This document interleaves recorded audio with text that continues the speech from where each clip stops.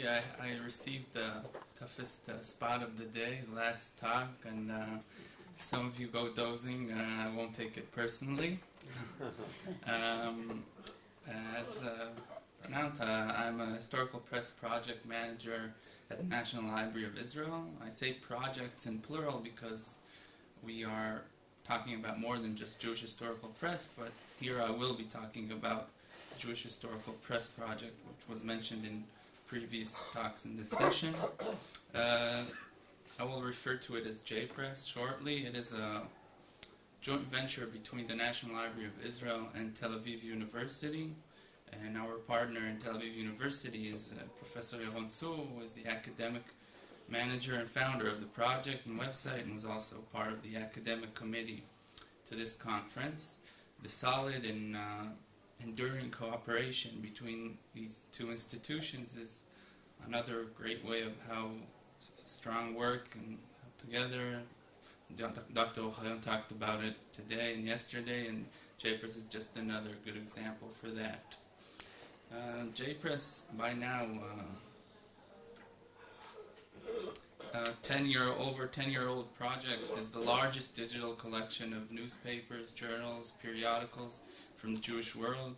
We have recently crossed the 1.5 million page mark, and we provide access to almost 120 different publications published between 1783 and up to 2014 in 10 languages ranging from Yiddish and Ladino, Hebrew, Judeo-Arabic, French, English, Polish, Russian, Hungarian, and German.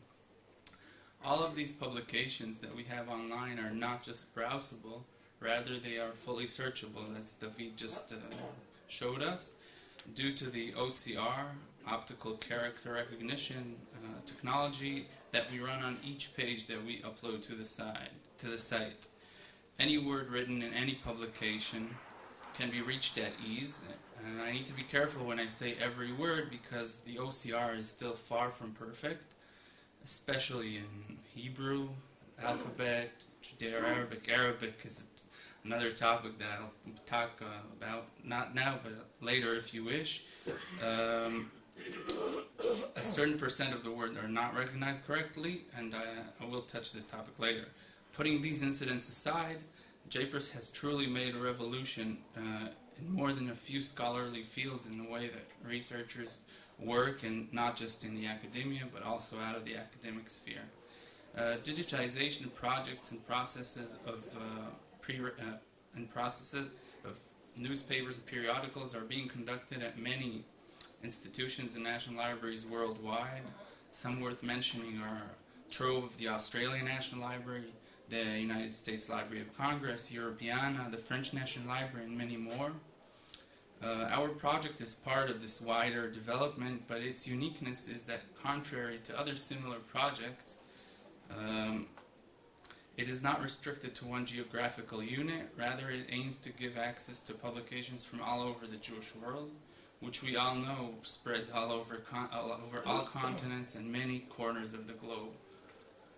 When asked what is the goal of this project, I sometimes find myself almost mumbling because the answer is quite presumptuous. We wish to digitize and give access to all the Jewish press ever published in any country in any language. Now, this is quite a goal, and although 1.5 million pages and almost 120 publications make JPRESS a respectable database as is, it is barely the tip of the iceberg. As so Toby just mentioned many periodicals and newspapers from Tunisia which are not online. A good way to look at it would be to look at this map. Here at this map you can see all locations which have newspapers on our site. Each color of a star stands for a different language. You see that Eastern Europe is well covered, but still many newspapers from East Europe are not online. And the land of Israel is also covered nicely, as is North Africa, but we have learned that there is a lot more, of course. Crossing the Atlantic Ocean, you go to the United States, New York, we have some publications, one in Chicago, one in LA, but what you do see here is all of the other places which are not covered at all. from other cities in North America, Central America, of course, all the Southern American Jewish communities. There are many more newspapers published in Western Europe, Northern Europe, Asia, all the way to China, to Australia, of course, India, and South Africa. Preparing towards my visit here, I made some very basic reading, and I did some catalog work to learn more about Jewish press in South Africa.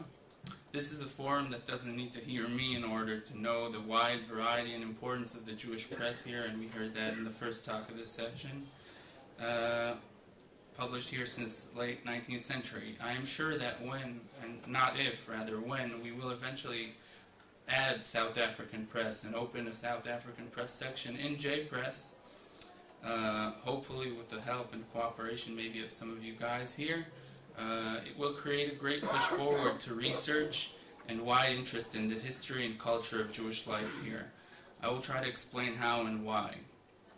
One of the terms that digital project leaders love using when promoting their activities is that democratization of human knowledge. I of course understand why. When archive collections that have been sealed and closed for ages are digitized and are open to the world on the internet, many more people can make use of them, read them, analyze them, and offer new interpretations to them. Same goes here with digital newspapers. And I'm not just talking about scholars. You would expect that newspapers published in Cape Town or Johannesburg would be of great interest to scholars researching the history of local communities. But we found out, to some surprise, that this type of material invokes interest with many non-scholars as well. People write about them, publish blogs and many things to have to do with these newspapers. Many people make use of these newspapers for genealogical research, which has become very popular. Lawyers and architects and journalists make daily use of JPRESS. And I find it just right that many of these publications, which were originally published by the masses, or for the masses ratherly, and not for a small scholarly crowd, are coming back to the masses who embrace them, finding out that newspapers, which were usually sometimes irrelevant hours after being printed, are actually relevant more than a century later is exciting. Newspapers covered the daily life and daily life matters, crime, trade, gossip, rent cost, and in that sense, ironically, their ephemeral nature makes them relevant once again. Although there was once a widespread skepticism in the academic world about using newspapers because of their doubtful accuracy and their ephemeral nature, ever since, say, the cultural turn and increasing scholarly interest in language and representation, and meaning there are few who deny the value of the newspaper content for understanding politics and culture and society, most people will not find time or will to read Alter Katzizna's large novel, but they would love to read his short columns and gaze at amazing photography published in Jewish press worldwide in the 1930s. One very known professor, and I'll follow Toby's no names, wrote me after we published a Warsaw daily called Unser Express, a tabloid, and he told me, and he asked me, why are you guys putting this online? It's just a waste of time and money. Nobody should be interested in this kind of newspapers. But we at JPRESS try not to be an editorial board, and yes, to offer the widest scope available, understanding that the wider variety we offer gives everyone the option to see and feel the past as it was, diverse, complicated, low, high, left, right, religious, secular, and so forth. True scholars are still a large portion of our users, and we are happy to be helpful aid to their important work, to your important work, rather. In the past, a scholar based in a small university town, anywhere in the US or in Germany, just for example, would want to go through numerous titles of Jewish press. They would have to schlep themselves during summertime, semester break, to the National Library of Israel, or to the New York Public Library, or to other centers who hold large collections, and sit in the libraries for weeks, months, crouched over blurry microfilms or fragile and breaking apart volumes of old dusty newspapers like Moti talked about his PhD work. And even this time-consuming and sometimes ill-efficient process brought us some superficial results. And truth be told, no one library in the world has a complete collection of Jewish newspapers. Our website, of course, doesn't as well, but it is our long-term goal to compile as many of them as possible from all over the world. And we can also offer, and we do to a certain extent in some of the newspapers now, the largest collection of a certain newspapers, because we collect things that we have at the National Library, and we receive things from other libraries, and this is a collaboration between us and other institutions. Another important thing to note is that once a newspaper or a section of newspapers, our website is divided into sections. We have a section of Polish press, section of press in North America, and so forth, is that once a newspaper is published online, it becomes a point of interest to scholars and others, and it draws much more attention and interest. As a friend of mine, a scholar, told me it's like the Google of Jewish press. Well, people who use our site know that we are far from being Google, but what I believe he meant to say is that if something is not available online, its chance of becoming a source used drops dramatically. I will give you an example from the Israeli press. Two of the important daily newspapers published in Israel, Haaretz and Yediot, are not available on JPRESS due to right issues. Two other important dailies, Ma'ariv and Davar, which is no longer with us, are online. I have heard from many scholars of Israeli history that papers written by students nowadays almost always cite Davar and Ma'ariv, and much less often Ma'ariv and Yediot. I see this trend also in books and articles published, or take Al Mishmar, for instance, a daily published between 1943 and 1995. We have it online up to 1955 at the moment, and the professor in the Hebrew University told me that he sees citations from this publication very often up to 1955, and seldom after that year, and he needed to double-check himself if it sees publication that year. Only later it popped to his mind that it's just not online. We don't take pride in such stories. Contrary, it just emphasizes to us the responsibility we have. The digital revolution changes the way the scholarly world works in so many ways, and this is just one of them. It means that we need to keep widening our collection in order to give scholars and the wide public as well access to as much of the material as possible. This is also important because it can cause biases of different kinds. Let's say we do open near future a section of South African Jewish press. We will consult with scholars specializing in South African Jewish press, some of you probably, to decide where to begin and how to divide the funds between different publications. This is important because if we upload only socialist Jewish press from South Africa, or only Orthodox Jewish press, we will contribute to the creation of an unbalanced historical picture. People will want to check a certain affair in South African Jewish history, but they will only have one point of view. And we can all agree that that's not how things should be done. This is especially crucial for Jewish collections which are not widespread, like the South African Jewish press, and access to them is limited. I assume, and I haven't checked this, so I might be mistaken, that Jewish press from South Africa is not to be found all over the world. Of course it is here, and I visited the National Library today, and they have a very nice collection.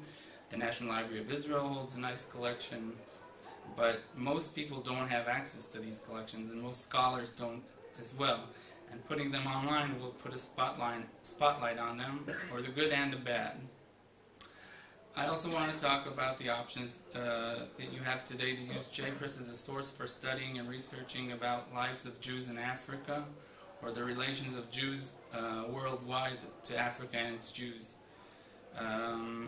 As I mentioned, I gave a talk last month, I think, on Jewish press in Galicia, not in Africa, to say the least. And I wanted to show the feature that David showed you about the search, that you can write down a word, a term, and you can see how many times it appears in a certain time frame. I thought of just two terms that would probably pop up a lot in Galician press, and I thought of America, and I thought of a term that wouldn't pop up as much. I thought of Africa. And the truth is I was quite surprised, especially given the fact that you can write Africa in Yiddish in so many ways.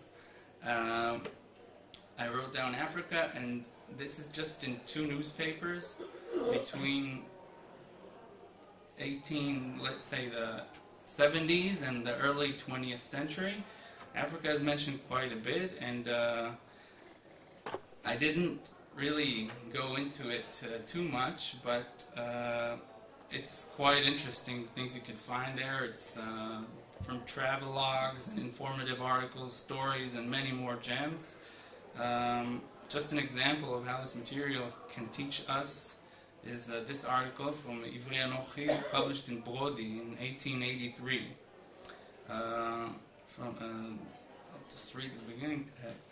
Cape Town, called the Captain, I don't know how to pronounce that, Benegev Africa, in South Africa.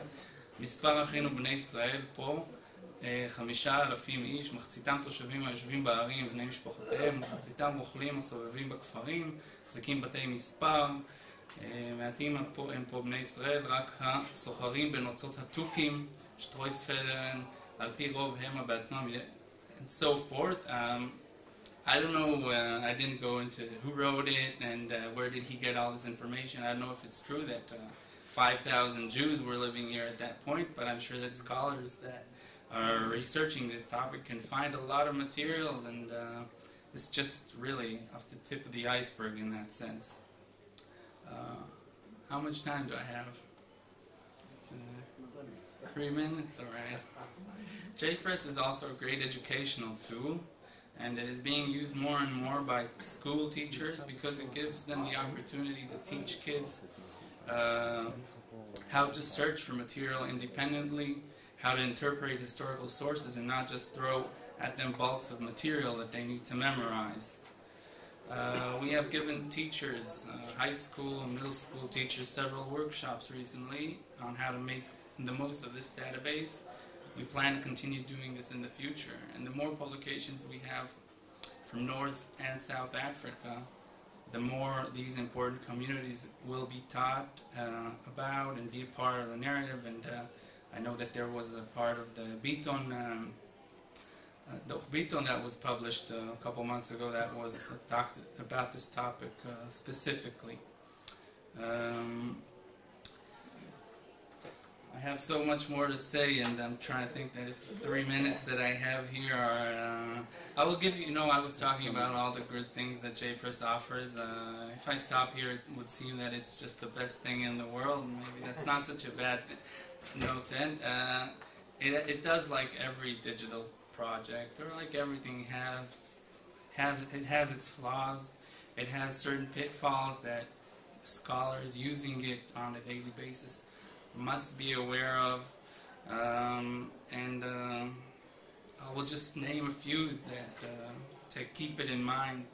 We all know that reading a digital object on our PC or tablet is not like reading it from paper.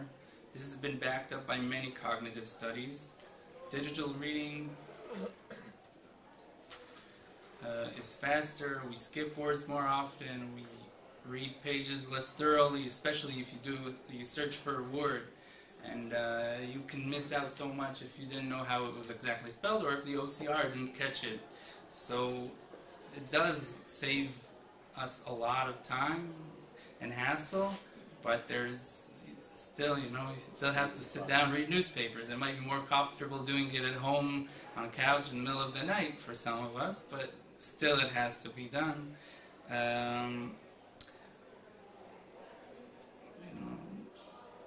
I'll elaborate on that later personally if you want to. I think it's not that important at the moment.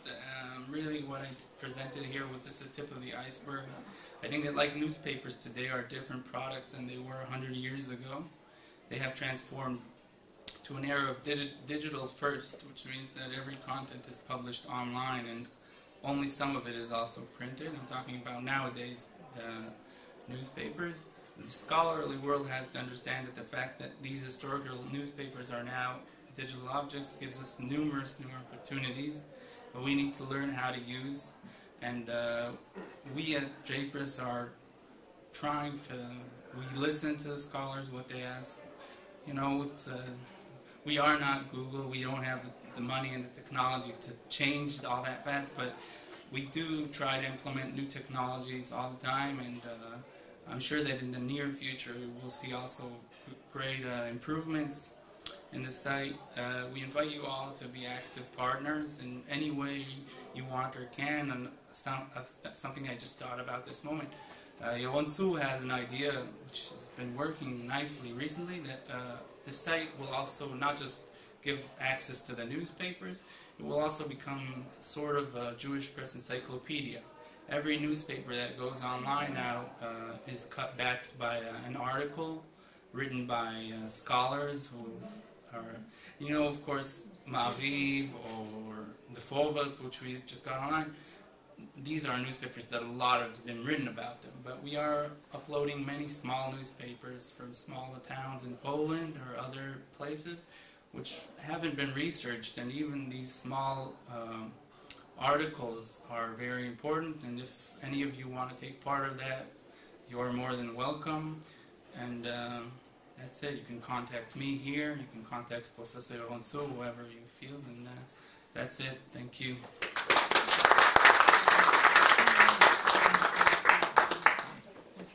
תודה לאייל.